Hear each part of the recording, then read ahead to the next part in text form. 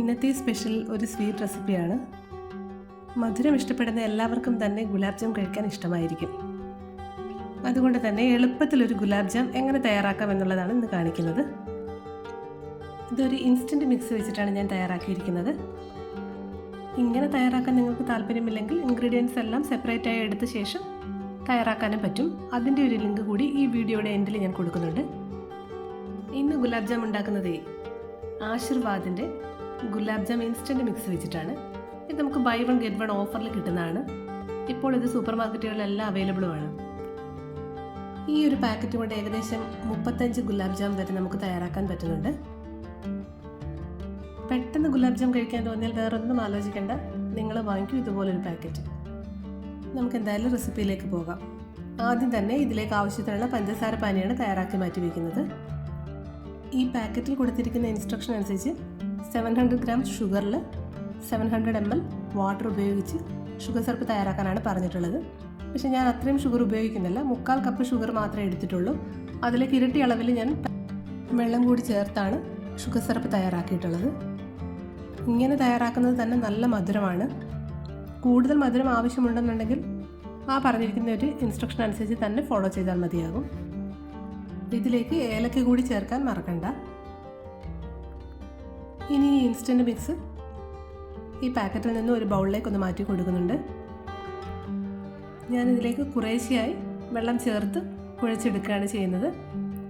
ഈ പാക്കറ്റിൽ പറഞ്ഞിരിക്കുന്നത് ആ ഒരു രീതിയിലൊന്നും അല്ല. ഞാൻ അല്ലാതെ തന്നെ കുറേശ്ശെയായിട്ട് വെള്ളം ചേർത്ത് മയപ്പെടുത്തിയെടുക്കുകയാണ് ചെയ്തിട്ടുള്ളത്. ഇങ്ങനെ ചേർക്കുമ്പോൾ വെള്ളം കൂടി പോകാതിരിക്കാൻ ശ്രദ്ധിക്കണം. വെള്ളം കൂടി പോയിട്ടുണ്ടെങ്കിൽ നമുക്ക് ആ ബോൾസ് കറക്റ്റായിട്ട് ഉരുട്ടിയെടുക്കാൻ വേണ്ടി പറ്റില്ല. അതുപോലെ തന്നെ ഭയങ്കരമായിട്ട് സ്റ്റിക്കി ആയി പോവുകയും ചെയ്യും. അപ്പം വെള്ളം ചേർക്കുന്നത് സൂക്ഷിച്ച് മാത്രം ചേർക്കുക.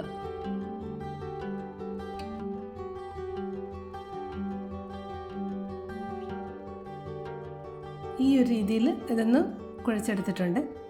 ഇനി ഇതൊന്ന് റെസ്റ്റ് ചെയ്യാനായി ഒരു 5 മിനിറ്റ്സ് മതിയാകും. ഒന്ന് അടച്ച് മാറ്റി വയ്ക്കാം. 5 മിനിറ്റ്സ് ഒന്ന് റെസ്റ്റ് ചെയ്ത ശേഷം നോക്കുമ്പോൾ ഇത് കുറച്ചുകൂടെ ഒന്ന് സോഫ്റ്റായി കിട്ടും.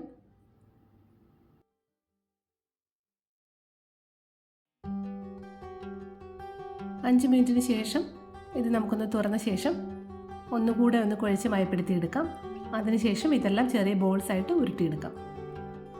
ഒരുപാട് വലുപ്പത്തിൽ ബോൾസ് തയ്യാറാക്കേണ്ട ആവശ്യമൊന്നുമില്ല. ഇത്രയും മാവിൽ നിന്ന് ഒരു 35 ബോൾസൊക്കെയാണ് തയ്യാറാക്കാൻ പറ്റുന്നത്. അപ്പോൾ അതിനനുസരിച്ച് ഉരുട്ടിയെടുത്താൽ മതിയാകും. ഞാനിവിടെ തയ്യാറാക്കിയപ്പോൾ കുറച്ച് വലുതും ചെറുതും ഒക്കെ ആയിട്ടാണ് തയ്യാറാക്കിയിട്ടുള്ളത്. ഇനി നമുക്ക് ഒരു പാൻ അടുപ്പത്ത് വെച്ച് നന്നായി ചൂടായ ശേഷം ഇതൊന്ന് എണ്ണയിൽ വറുത്ത് കോരാം.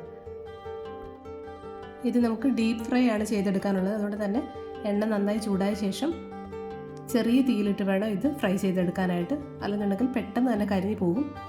ഇതൊരു ബ്രൗണിഷ് കളർ ആകുന്നത് വരെ നമുക്കിത് ഫ്രൈ ചെയ്തെടുക്കാനുണ്ട്. അപ്പം ഒരുപാട് തീ കൂട്ടി വെച്ചിട്ടുണ്ടെങ്കിൽ പെട്ടെന്ന് തന്നെ ഇതെല്ലാം ചുവന്നു പോകും, അകത്തോട്ടൊന്നും വേവുകയുമില്ല. ഇത് ഫ്ലെയിം കൂടുതലുള്ളിടത്ത് പെട്ടെന്ന് തന്നെ ഒരു ഗോൾഡൻ ബ്രൗൺ കളറിലേക്ക് മാറിയിട്ടുണ്ട്. അതുപോലെ തന്നെ ഈ ബോൾസ് ഉരുട്ടിയെടുക്കുന്ന സമയത്ത് അധികം ക്രാക്ക് ഇല്ലാത്തൊരു രീതിയിൽ ചെയ്യാൻ പറ്റിയാൽ നല്ലതായിരിക്കും. അല്ലെന്നുണ്ടെങ്കിൽ ഇത് പെട്ടെന്ന് തന്നെ പൊടിഞ്ഞു പോകും. ഞാനിപ്പോൾ ഇതിൽ മൂത്ത് വന്നിട്ടുള്ളതെല്ലാം ഒന്ന് കോരി മാറ്റുകയാണ്. ഇതെല്ലാം ഒന്ന് കോരി മാറ്റിയ ശേഷം ചൂടോടുകൂടി തന്നെ നമുക്കിത് ഷുഗർ സിറപ്പിലേക്ക് ഇട്ട് കൊടുക്കാം. അതുപോലെ പഞ്ചസാര പാനി തയ്യാറാക്കുന്ന സമയത്ത് ഏലക്ക ചേർക്കാൻ മറന്നു പോകരുത്. നമുക്ക് ആ ഒരു കറക്റ്റ് ഫ്ലേവർ കിട്ടണമെന്നുണ്ടെങ്കിൽ ഏലക്ക കൂടെ ചേർത്തെങ്കിലേ ഗുലാബ് ജാമിൻ്റെ ഒരു കറക്റ്റ് ഫ്ലേവർ കിട്ടുകയുള്ളൂ. അപ്പോൾ ഈ ബോൾസ് എല്ലാം നമുക്കിതിലേക്ക് ചേർത്ത് കൊടുക്കാം. ആദ്യം തയ്യാറാക്കിയ ഒരു ബാച്ച് മുഴുവനും ഈ ഷുഗർ സിറപ്പിലേക്ക് ചേർത്ത് കൊടുത്തിട്ടുണ്ട്. അതിനുശേഷം തയ്യാറാക്കി വെച്ചിട്ടുള്ള ബാക്കി ബോൾസ് കൂടെ ഇതുപോലെ തന്നെ ഫ്രൈ ചെയ്തെടുക്കാം.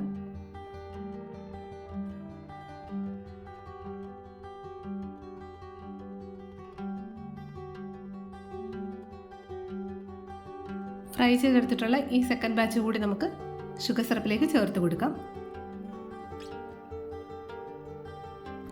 ആദ്യം ഷുഗർ സിറപ്പിലേക്ക് ചേർത്ത് കൊടുത്തിട്ടുള്ള ഈ ബോൾസ് എല്ലാം നന്നായിട്ടൊന്ന് സ്വെല്ല് ചെയ്ത് വന്നിട്ടുണ്ട്.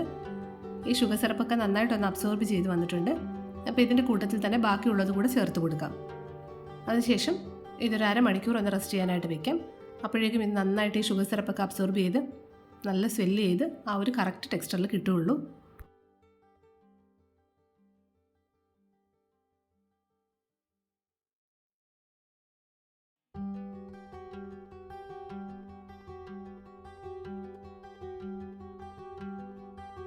ഇതെല്ലാം ഒന്ന് ചേർത്ത് കൊടുത്ത ശേഷം ഒന്ന് അടച്ച് വയ്ക്കാം. അരമണിക്കൂറിന് ശേഷം നോക്കാം.